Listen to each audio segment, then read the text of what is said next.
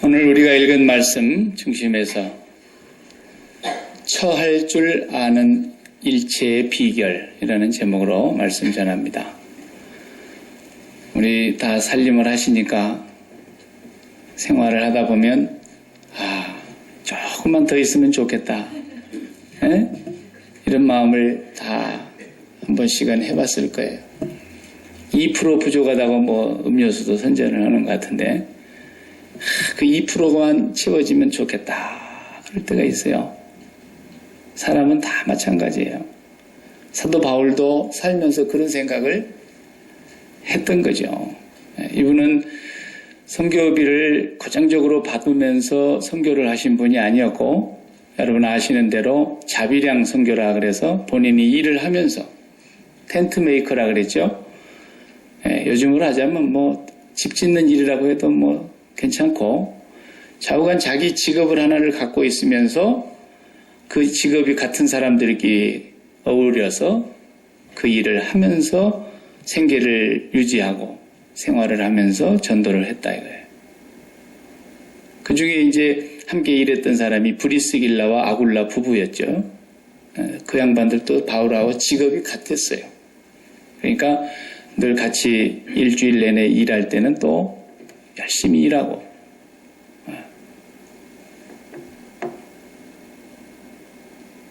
그런데 장사도 해보면 알지만 잘 될 때가 있고 안 될 때가 있듯이 이게 이제 선교비가 필요한데 재정이 모자라고 어떤 때는 먹고 살기도 힘들었을 겁니다. 그러니까 배고픈 적이 많이 있었다고, 굶기도 수없이 했다고 성경에 바울이 스스로 기록하고 있지 않습니까?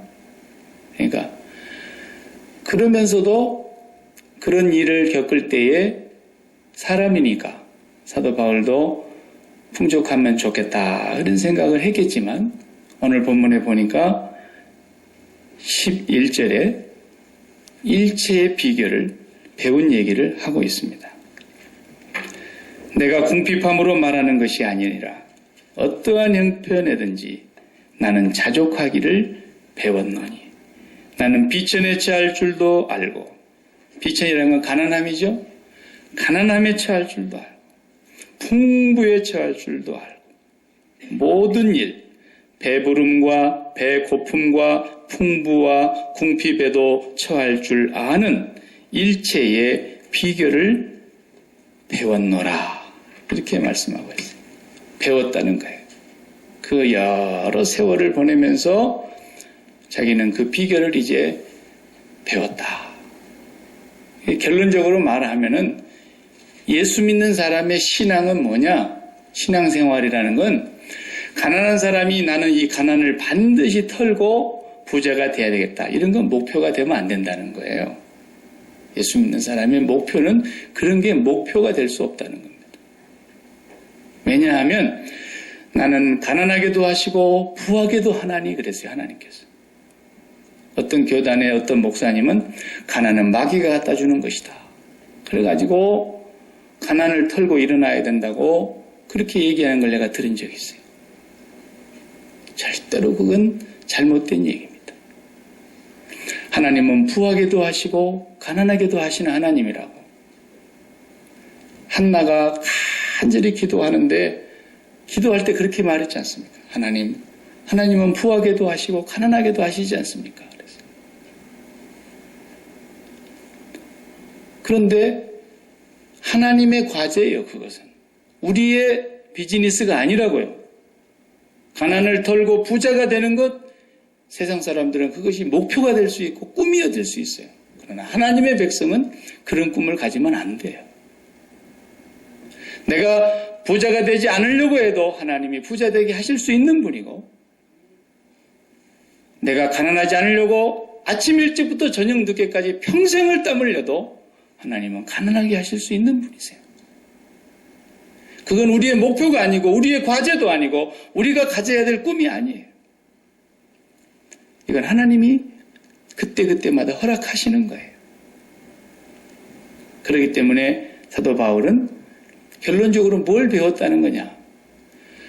그리스도인의 신앙생활과 삶은 가난을 극복하는 것이 아니라 가난이 와도 거기에 처할 줄 아는 비결을 배워야 된다. 그게 능력이라는 거예요. 능력. 예.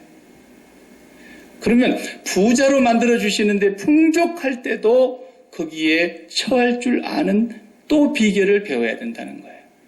그래야 이게 진짜 신앙이라는 걸 알 수 있어요. 비근한 예로 풍족함에 처하게 되면 사람의 마음이 든든해집니다. 생각보다도 돈이 2배, 3배 이상 벌린다. 그러면 내 마음에 안전한 평강이 찾아 들어온다. 그럼 이 사람이 지금 신앙일까요? 아닐까요? 아니다라는 거예요. 이 사람은 지금 돈 때문에 갖고 있는 마음의 평안함이지. 이 사람이 지금 하나님으로 인한 평안함을 누리는 것이 아니라는 거예요. 반대로 이 2배, 3배 벌리다가 돈이 0.5배도 안 벌리고 마이너스로 계속 내려간다. 그러면 이제 불안과 두려움과 근심과 걱정이 생긴다. 신앙이 아니에요? 아니다라는 거예요. 진정한 신앙은 가난을 극복해내는 것이 신앙이 아니고 가난해도 가난에 처할 줄 아는 비결을 능력으로 소유해야 되고 풍부해도 내가 그 풍부함 때문에 마음의 기쁨과 안전한 평안을 누리는 것이 아니라 그 풍부함에 매이지 않고 풍부함에 말려 들어가지 않고 하나님으로 여전히 배부를 수 있는 그 사람이 신앙이라고 말해요. 예. 사도 바울은 평생 일을 하면서 전도하면서 자기가 가난에도 겪어봤고 배고픔을 겪어봤고 풍부에도 배부름을 경험해봤지만 내게 능력 주시는 자 안에서 내가 모든 걸 할 수 있는 일체의 비결을 배웠다는 겁니다. 이게 신앙인으로서 가져야 될 가장 큰 능력이라는 거예요. 우리 이 말씀 굉장히 좋아하죠? 내게 능력 주시는 자 안에서 내가 모든 것을 할 수 있느니라. 그랬죠? 능력 주시는 자. 이 능력이 뭐냐? 가난을 부자로 만들어내는 능력이 아니라 말이에요. 이 능력은 뭐냐? 어떤 형편에 처하든지 시험에 들지 않을 수 있는 능력이더라는 거예요. 부자가 되면 시험에 안 빠집니까? 부자가 돼도 시험에 빠집니다. 가난해도 시험에 빠질 수 있습니다. 너무 형편이 안 좋아도 시험에 들고 너무 형편이 너무 분수에 넘칠 만큼 좋아져도 시험에 든단 말이에요. 그런데 어떤 형편 속에서도 내 신앙이 시험에 들지 않는 내 마음이 흔들리지 않을 수 있는 그것이 신앙이라는 거예요. 우리 교회는 부자가 없으니까 맘 놓고 내가 얘기할 수 있지만 부자들이 부자가 진짜 신앙인가 아닌가를 자기 스스로 체크해 볼 수 있으면 참 좋아요. 돈이 다 날아갈 때 그래도 내 마음에 평강이 빼앗기지 않는 것이라면 이 사람 지금까지 진짜 신앙을 갖고 있었던 거예요. 그런데 돈이 다 달아나고 나니까 죽고 못 살겠어요. 차라리 사는 것보다 죽는 게 낫겠어요. 지금까지 갖고 있었던 그 마음의 든든함과 평강은 무엇이 가져다 주는 것이었냐면 신앙이 아니었고 하나님이 아니었고 돈이었다 그 말이에요. 저는 그런 사람을 목회하는 가운데서 만나보았어요. 전에도 한번 예를 든 적이 있는데 정말 너무너무 많은 돈을 100 밀리언을 갖고 있는 사람을 제가 우리 교인 중에 말이에요. 근데 돈이 좀 있을 때 나를 만나지 그걸 다 잃어버리고 만났어요. 우리 교회 등록을 했는데 신방을 갔더니 그 얘기를 하는 거예요. 눈물을 흘리면서 하나님 제가 100 밀리언이 있었습니다 목사님. 그런데 이 모든 걸 다 잃어버렸습니다. 죽고 싶었습니다. 그리고 나를 그렇게 만든 사람을 총을 한 자를 사가지고 가서 죽여버리고 다 몰살시켜버리고 나도 그냥 그 자리에서 인생을 끝내고 싶었습니다. 신방 갔을 때 그 얘기를 제가 들었어요.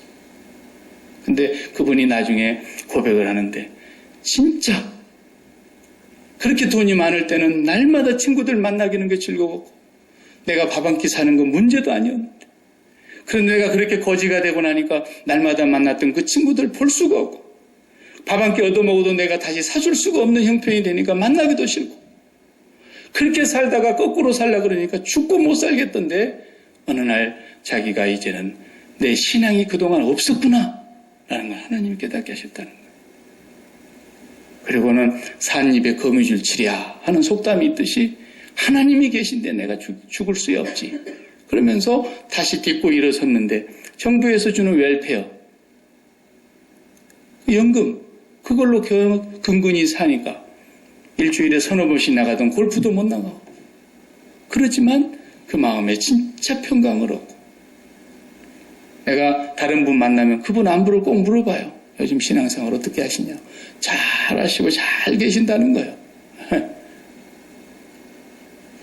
여러분, 그 사람은 다시 일어날 힘이 없어요. 이제 일할 수 없어요. 리타이어 하셔서 연세가 아주 많아요. 그 사람이 다시 일을 해서 가난을 딛고 부자를 만드는 것, 이것이 그리스도인의 꿈이나 목표가 된다면 그건 하나님과 전혀 상관없는 거예요. 이대로 좋아요.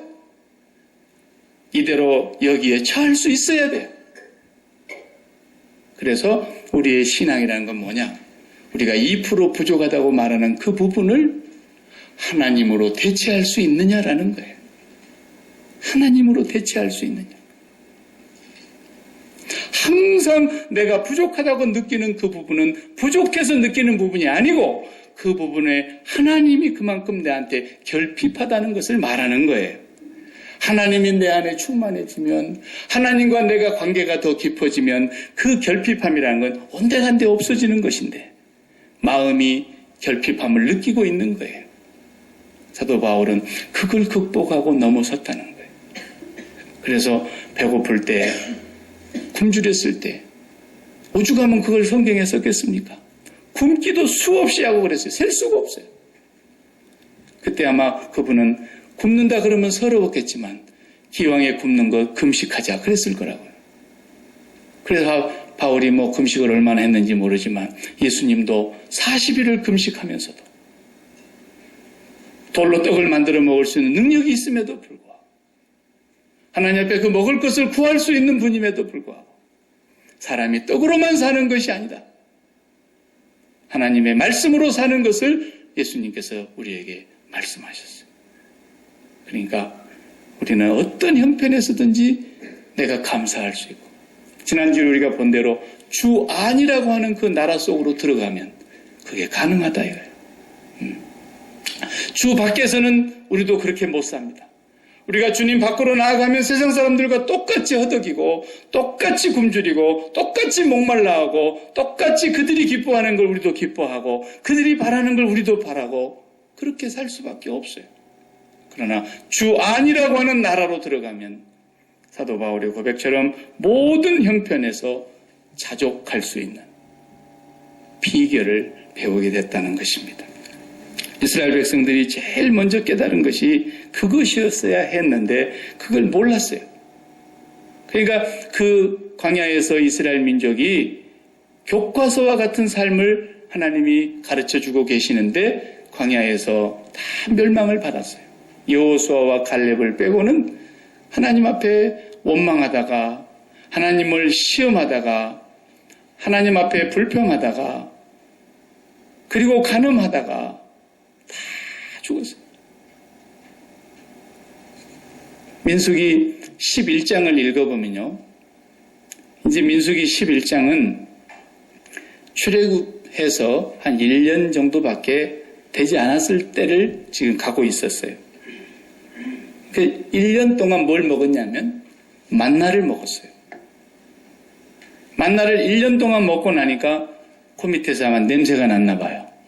처음에는 그냥 그것이 얼마나 좋았던지, 이게 웬 떡이냐고 그냥 하루분만씩 가져오라는데도 이틀분을 가져온 사람도 있고, 그렇게 욕심을 부리더니 1년 정도 먹고 나니까, 그 민수기 11장에서 이스라엘 백성 말고 출애굽에서 나올 때 애굽에서 노예가 되어서 살았던 다른 잡족들, 다른 인종들, 그런 사람들이 다 있었다 이겁니다. 그 사람들도 다 함께 나왔다 그랬어요. 그래서 그 사람들도 이스라엘 백성들에게 섞여서 같이 살아가는데, 민수기 11장을 읽어보면은 그 섞여서 살아가는 잡종들이 원망을 하기 시작했어요. 도대체 너희 하나님은 이건 뭐냐 이거. 응? 1년 동안 우리는 만나 밖에는 구경한 것이 없다. 우리가 적어도 이집트에서 종살이를 하고 있었을 때에는 그래도 고기 까마에서 일하면서 고기도 먹었고, 거기서 또 하는 말이 파도 먹었고, 양파도 먹었고, 부추도 먹었고, 우리 식으로 하면 깻잎도 먹었고, 마늘도 먹었고, 고추도 먹었고, 막 이러는 거예요. 그런데 너희 하나님은 뭐냐? 그러면서 막 원망과 불평을 드러놓는데 이게 참 무섭습니다. 누구 한 사람이 원망을 하면 그 병이 그렇게 빨리 퍼져요. 그래가지고 밤새도록 울었다 그랬어요. 생각해 보십시오. 250만 인구가 작게 잡아도 200만인데 밤새도록 성경에 보면 울었대요. 밤새도록. 이게 모세가 그 소리를 듣고 너무 속이 상해가지고 하나님 앞에서 기도를 하는데 모세의 입에서도 투정이 나오는 거예요. 하나님, 내가 이 백성을 낳았습니까? 어떻게 나에게 이런 짐을 지어가지고 나를 이렇게 힘들게 하십니까? 고기 내놓으라고 저 난립니다. 그러면서 이제 하나님 앞에 막 투정 섞인 얘기를 하니까 하나님께서 그러면 대표 70명을 불러 모아라. 그래가지고 각 지파마다 이제 우두머리급 되는 사람들을 모으니까 70명이 왔어요. 70명이 하나님 앞에 섰는데 하나님께서 그날 오순절에 성령이 강림하듯이 하나님의 영이 그들 가운데 임했습니다. 막 다 성령이 충만해져가지고 그 70명이 그냥 소위 말하자면은 예언을 하고 방언을 하고 막 그런 일이 있었다 이거예요. 구약 시대인데. 그러니까 옆에서 여호수아가 보다가 깜짝 놀랐어요. 그리고 거기 진에 나오지 않았던, 회막 앞에 나오지 않았던 텐트 안에 있는 사람들도 막 예언을 하고 난리가 나서 얼마나 성령이 강하게 임했으면. 그러니까 여호수아가 모세에게 저 막 텐트 안에 가봤더니 그쪽에서도 예언을 하고 난리가 났다고. 그 금하게 해야 되지 않느냐고. 금지시켜야 되지 않느냐. 그러니까 모세가 그런 소리 하지 마라. 내가 이렇게 힘든데 다 예언했으면 좋겠다. 여기 있는 사람들이 다. 다시 말하면 여기 있는 사람들이 다 성령으로 충만했어서 이 고생을 좀 내가 안 했으면 좋겠다. 그랬더니까 얼마나 힘들면. 그리고 하나님이 말씀하십니다. 내가 이제 고기를 보내주겠다. 그래가지고 진 사면에 2규빗이라 그랬으니까 한 1m 정도 쌓인 거예요. 땅에서요. 1m 정도 쌓인 건데 진 사면으로 텐트를 치고 있는 동서남북으로 하루길 정도 걸어갈 수 있는 거리면 얼마나 걸어갈 거예요, 사람이? 하루길을 걸어갈 정도의 거리까지 동서남북으로 1m씩 쌓이게 해주겠다는 거예요. 뭐가? 메추라기가. 그러니 막 아마 하나님께서 오병이의 역사를 일으키신 것처럼 갑자기 메추라기들을 다 그리 불러 모으신 것 같아요. 얼마나 많이 죽었으면 수북이 1m씩 쌓였어요. 그래서 가장 적게 거둔 사람의 숫자가 10호매를 거뒀더라 그랬어요. 그냥 서서히 놀면서 거둬도 10호매를 거뒀다는 거예요. 10호매이면요. 우리 기름 넣죠. 갤런으로 얘기하면요. 거의 6,000갤런입니다. 6,000갤런. 하루에 6,000갤런을 거둬들였다는 거예요. 적게 거둔 사람의 용량이. 예? 이렇게 많은 양을 하나님이 주셨는데 뭐라 그랬냐면 하루나 이틀이나 닷새나 열흘이나 20날이 아니라 한 달 내내 고기만 먹고 살게 해주겠다. 하나님 그러셨어요. 그런데 잡아다가 고기를 막 열심히 구워 먹고 요리를 해 먹는데 그 고기가 이빨 사이에 다 씹히기도 전에 원망했던 사람들을 다 죽였다 그랬어요. 하나님은 그런 분이다라는 거예요. 정말로 오늘 우리에게 싸울 곳이 없도록 부어주실 수 있는 그런 하나님이요. 부여하신 하나님이요. 전능하신 하나님이요. 우리를 부자되게 하실 수 있는 하나님이다 이거예요. 나는 우리 집사람이 애들이 이제 간다고 그저 얼마 먹지 못하겠지만은 그래도 도시락 반찬 같은 것을 좀 싸가지고 가서 먹으라고 그걸 하나씩 만드는 걸 보니까 보통 정성이 아니에요. 나한테 따다고 그리 성성을 쏘았으면 좋겠어. 그렇게 맛있는 걸로 그냥 정성을 다해서 해서 보내는데 우리 하나님이 우리 집사람만 못하겠어요? 우리 하나님이 얼마나 우리들을 향해서 정성을 다해서 준비하고 계시는 아버지시겠냐 이 말이에요. 주려고 마음만 잡수시면 못 주실 것이 뭐가 있으며 하나님이 못하실 일이 무엇이 있겠냐. 모세가 그 말을 듣고서는 열흘이 아니라 한 달 동안 먹게 해주겠다 그러니까 모세가 아니 소를 잡는들 그렇게 되겠습니까? 양을 잡는들 그렇게 되겠습니까? 그러니까 너 내 손이 짧아진 줄 아냐? 그랬잖아요. 민수기 11장에 그랬어요. 그런데 그런 하나님을 믿지를 못하고 밤새도록 울었다는 거예요. 여기 워싱턴주 시애틀하고 우리 야키마 식구들이 다 모으면 250만 될는지 모르겠어요. 워싱턴주가 밤새도록 울고 있었다는 거예요. 앞으로 이제 어떻게 사냐고. 당장 굶어 죽는 것도 아닌데. 그런데 하나님께서 거기에 심판을 내리신 것입니다. 오늘 우리에게 하나님이 말씀하신 건 뭐냐면 사람이요 원망할 힘이 있고 울 힘이 있다는 건 아직 살만하다는 겁니다. 아시겠습니까? 네. 지금 북한에 잡혀있는 그 캐나다 토론토의 큰빛교회 원로 목사인 이면수 목사님. 참 저하고는 너무너무 각별하게 지냈던 사람입니다. 저보고 미국 이북 가자고 몇 차례 얘기를 하는데 나도 한번 가보고는 싶었지만 우리 장로님들이 절대 가면 안 된다고. 그래서 제가 장로님들이 발목을 잡아서 못 갔습니다만 이분 가가지고 지금 아직도 못 나오고 있어요. 저 사람이 가가지고 그 북한역에 있는 사람들을 돕고 학교를 다 가서 보니까 학교의 교실이 절반은 다 텅텅 비었는데 왜 이렇게 결석이 많냐 그러니까 말을 못 하더래요. 그래서 동네에 들어가 봤더니 집집마다 애들이 누워 있는데 일어나 앉지도 못하고 누워만 있는데 눈만 끔벅끔벅 누워만 있는데 하나를 이렇게 들어보니까 수수깡 한 더미를 드는 것 같더래요. 이렇게 들리더라는 거예요. 스폰지처럼. 그래서 그 양반이 거기 가서 그 애들을 살리겠다고 저러는데 지금 저리 잡혀갖고 안 보내주는 거예요. 진짜로 죽게 생기면 눈물도 안 나오는 거예요. 진짜로 죽게 생기면 울 힘이 없는 거예요. 하나님은 뭐라고 말씀하시는 거냐면 나는 그런 하나님이다라는 거예요. 마음만 먹으면 너희들 평생의 코 밑에서 냄새가 나도록 해줄 수 있다. 그런데 그 울 힘이 있으면 그 부족함과 그 결핍함을 나를 채우는 데 쓰라고 말해요. 네 마음을 다하고 힘을 다하여 여호와를 사랑하는데 네 힘 써봤냐? 울 힘이 있으면 그 울 힘을 밤새도록 하나님을 채우는 데다 썼으면 하나님이 어떻게 했을까요? 그런데 인간은 어리석기 때문에 내 부족한 부분을 꼭 집중을 하는 겁니다. 아니 생긴 데가 다 잘생겼는데 왜 꼭 거울을 보면서 못생긴 쪽을 쳐다보는지 모르겠어요. 왜 그러는지 모르겠어요. 그러니까 거기다 칼 대고 못 대고 하다가 결국은 그냥 처음보다 더 못쓰게 만들어가지고 사람의 마음이 그렇다는 거예요. 그 없는 부분, 모자라는 부분에 너무 집중을 하면서 거기에 너무 집중하다가 진짜 중요한 걸 잃어버린다는 거예요.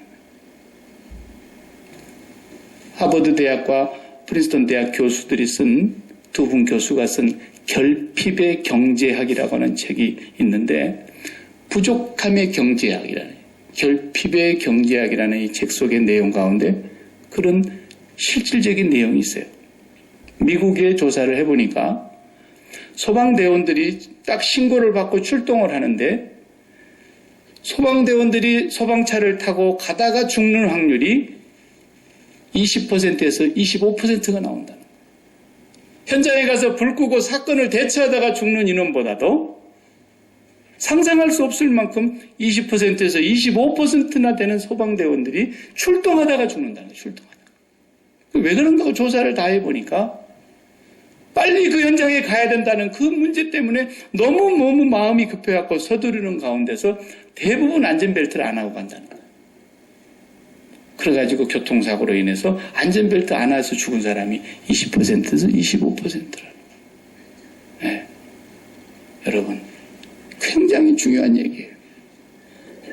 지금 내가 어디에 너무 갑자기 집중을 하다 보면은 그 집중하는 것 때문에 더 중요한 안전벨트를 잃어버리고 그것으로 인해서 더 큰 화를 당하게 된다는 거예요.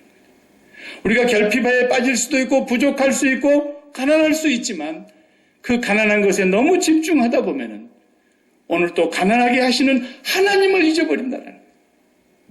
하나님을 잊어버린다. 하나님을 잊지 않아야 된다는 거예요.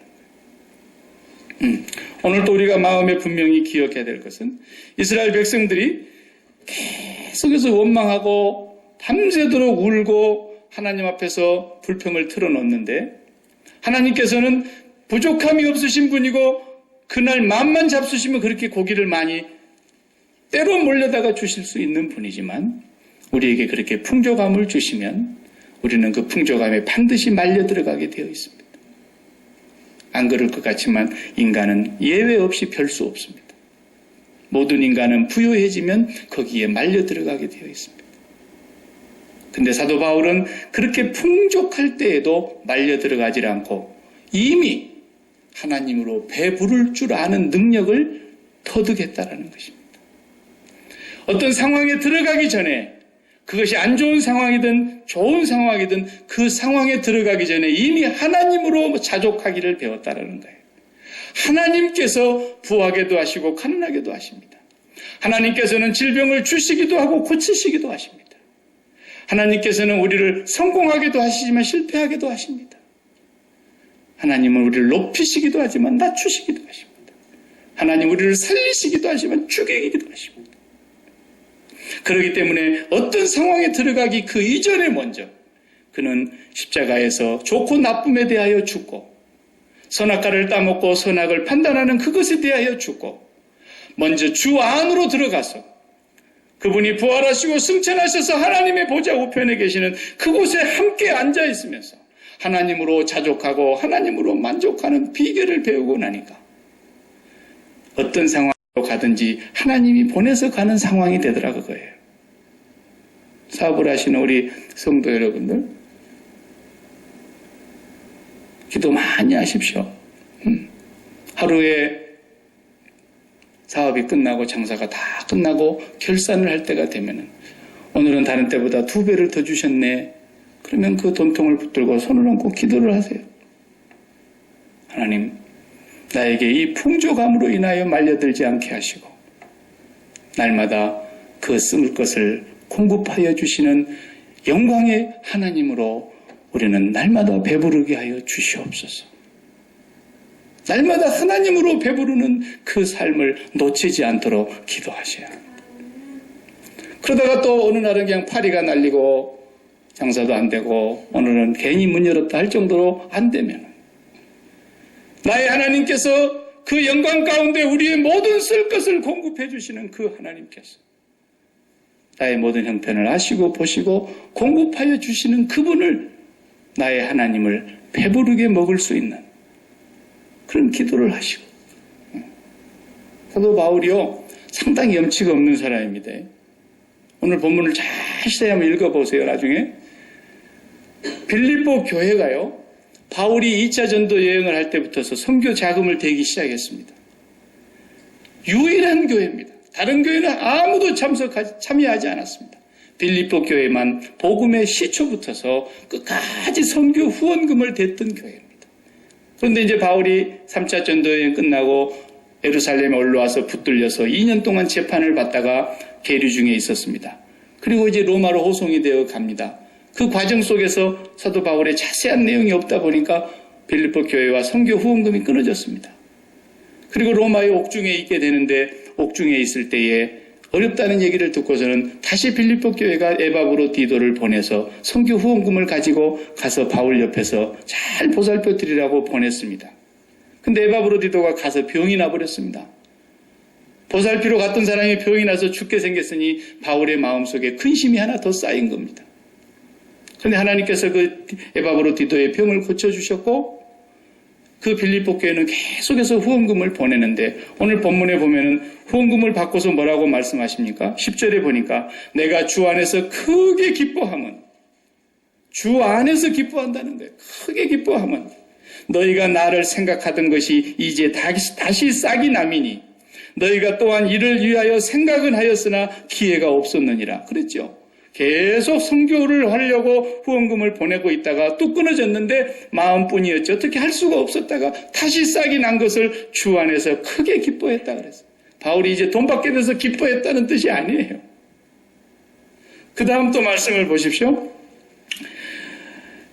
18절에 보면은 내게는 모든 것이 있고 또 풍부한지라 에바브로 디도편에 너희가 준 것을 받음으로 내가 풍족하니 다 같이 이는 받으실 만한 향기로운 제물이요 하나님을 기쁘시게 한 것이라 그랬습니다. 그렇습니다.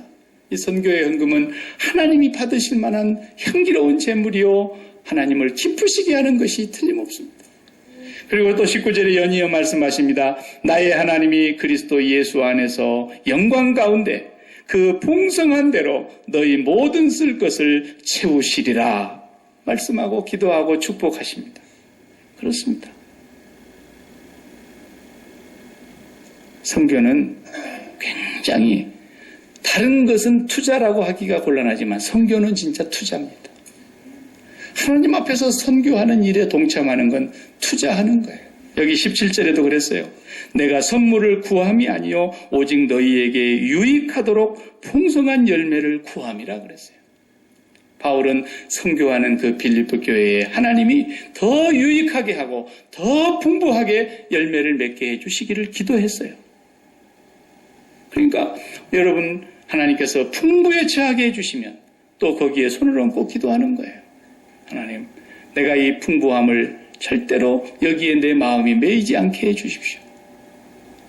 이건 내 것이 아니라 하나님의 뜻이 있어서 이렇게 주시는 거기 때문에 하나님의 선교에 동참하셔야 됩니다.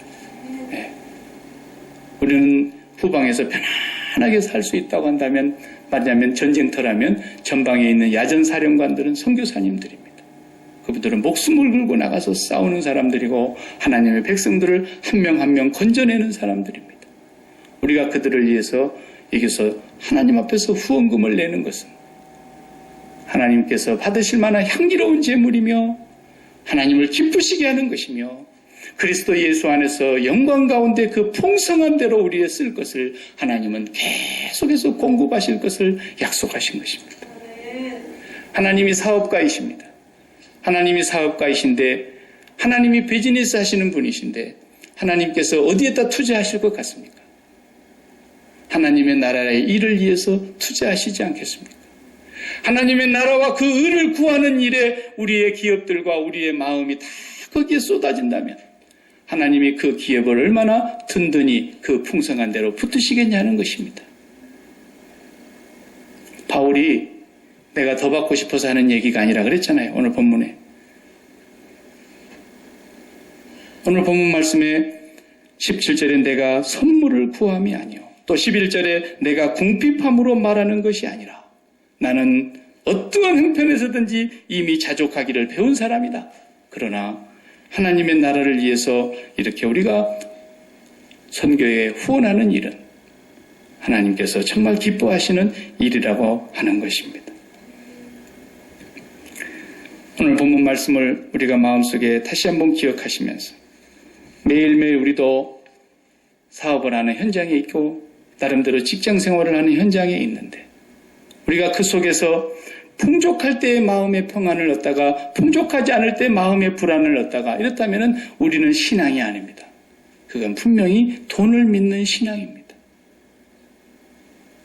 그것이 아니라 우리가 풍족할 때도 하나님으로 인하여 풍부하기 때문에 풍족함에 말려 들어가지 아니하고 가난할 때에도 이미 하나님으로 인하여 풍족함으로 가난함 때문에 내 마음이 거기에 끌려가지 아니하고 풍족하든지 가난하든지 우리의 신앙은 하나님께 있음을 날마다 확인해야 된다는 것입니다. 내 신앙이 정말로 돈에 있는 신앙인지 아니면 하나님께 있는 신앙인지 하나님이 가난을 주실 때 하나님 앞에서 그 시험에서 이기시기 바랍니다. 지금이 바로 내 신앙이 진짜 어디에 있는가를 하나님 앞에서 보여줄 수 있는 것이다. 병들었을 때에도 내 신앙이 병들었을 때 진짜 하나님께 신앙이 있는 것인지 내 몸뚱아리가 그동안에 건강해서 누리는 평안이었는지 확인할 수 있는 좋은 기회가 된다는 것입니다. 저도 이번에 아파 보니까 그걸 알겠더라고요. 네. 지금까지 제가 의사 선생님에게 가서 큰 도움을 받지 않는 그런 삶을 살았는데 네. 정말 아파 보니까 네. 저 여러분을 지난주일에 그냥 좀 걱정스럽게 해드렸잖아요. 네. 너무 아픈 거예요. 숨을 쉬어도 아프고 돌아놓아도 아프고 아픈 것이 멈추지를 않으니까 숨 쉬는데 아픈 것은 정말 못 견디겠어요. 네. 그럴 때 제가 처음으로 이제 그렇게 아픈 것을 경험하니까 그 아픈 가운데서 하나님을 다 집중하고 바라보게 되더라고요. 그런데 아픈 것을 바라보고 아픈 것을 집중하니까 걱정이 생기더라고요. 아, 이러다가 내가 이제 진짜 일 당하는 거 아닌가? 이런 생각이 들던데 아니지. 하나님을 다 집중하니까 아픈 것이 좀 괜찮아지더라고요. 또 여러분이 얼마나 또 기도를 많이 하셨는지 제가 오늘은 보니까 내가 언제 아팠나? 네. 지난주에는 진짜 숨을 쉬기가 어려웠는데 간신히 했어요. 네. 이렇게 만지기도 어려웠어요. 근데 오늘은 막 이렇게 때려도 아무렇지도 않는 거예요. 그래서 어디가 내가 아팠나 이런 생각이 들 정도예요.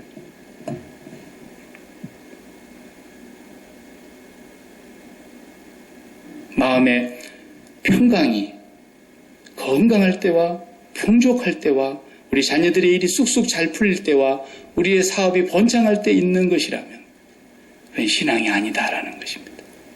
또 내가 안 될 때와 가난할 때와 병들 때와 실패할 때와 우리 자녀들의 앞길이 열리지 않을 때 불안하고 두렵고 염려와 원망이 생긴다면 그거 역시도 신앙이 아니다라는 것입니다.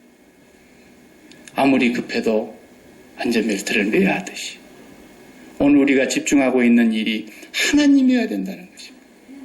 나의 부족함과 나의 모자람과 결핍함을 하나님으로 대체할 수 있는 그 비결, 그것이 바로 사도 바울이 평생을 살면서 터득한 일체의 비결이라고 말하는 것입니다.